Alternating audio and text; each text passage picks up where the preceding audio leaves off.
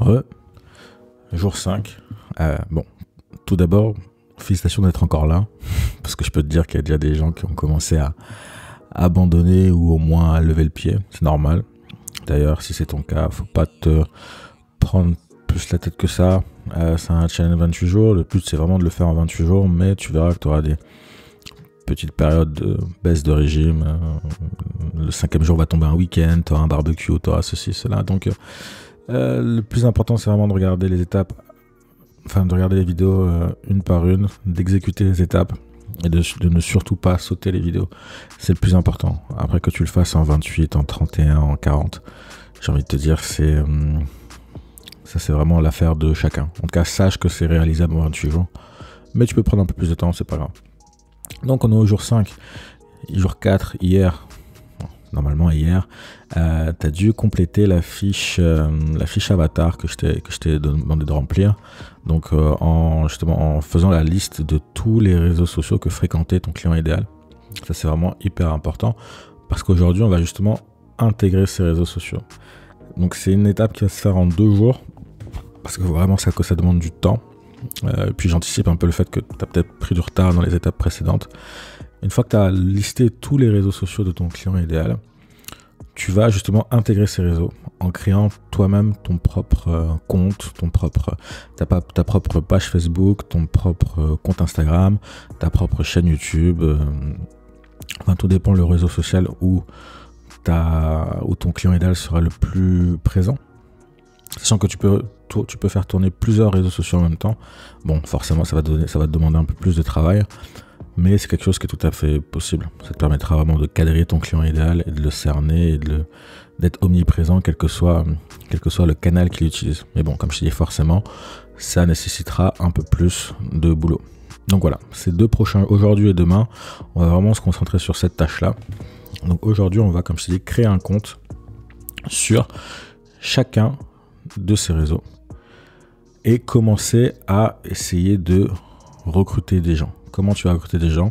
Juste en essayant via la page que tu auras créée, via le compte que tu auras créé, d'essayer d'infiltrer, infiltrer c'est le bon terme, d'essayer d'infiltrer les autres groupes, les autres comptes qui sont dans ta même thématique. Et ça, c'est vraiment ce qui va être puissant et c'est vraiment une tâche qu'on va faire en fait tous les jours jusqu'à la fin du challenge, j'ai envie de dire. Parce que c'est vraiment une tâche de fond, de long terme qui va te permettre en fait dès le jour de ton ouverture de pouvoir avoir des clients sans pub et puis même sur le long terme de pouvoir avoir des clients sans pub. Donc ça va être un peu la besogne de tous les jours où il faudra mais bon, ça je t'en parle demain. Pour l'instant, juste crée ces comptes et commence à repérer le compte de tes concurrents.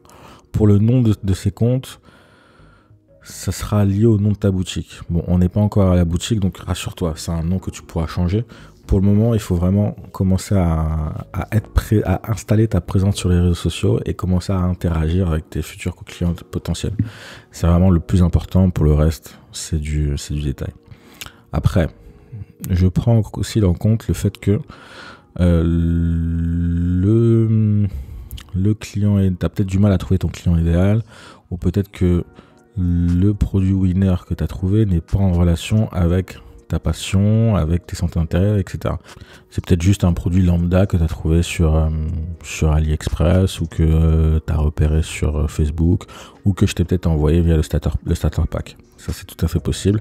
Et dans ce cas-là, c'est vrai que tu ne seras pas trop concerné par cette étape-là. Mais essaie quand même de le faire parce qu'il y a certains produits pour lesquels ça peut se prêter et d'autres produits pour lesquels, évidemment, ça ne peut pas s'y prêter. De toute façon, dans ce programme, on traite du e-commerce en général. Et dans la mesure où on peut tout vendre sur Internet, forcément, il y a des stratégies, des techniques qui sont plus utiles pour tel produit et un peu moins pour tel produit. Donc, je vais essayer d'être vraiment large dans ce programme. Donc, tu verras, des fois, tu entendras des techniques, tu te diras « Ah ouais, vraiment, ça colle exactement à mon produit ». Des fois, ça ne collera pas. Mais encore une fois, ce programme, il est fait pour être suivi plusieurs fois. C'est-à-dire que c'est pas un challenge que tu fais une seule fois. C'est un challenge que tu vas faire une fois pour un produit jusqu'au bout. Si le produit fonctionne, tu restes dessus. Si le produit fonctionne pas, tu recommences le challenge avec un autre produit. Donc voilà, c'est pour ça que dans le même programme, tu verras peut-être des fois plusieurs angles d'attaque, plusieurs stratégies. Donc voilà, je vais pas essayer de t'embrouiller plus que ça. Applique, passe à la question et on se dit à demain. Peace.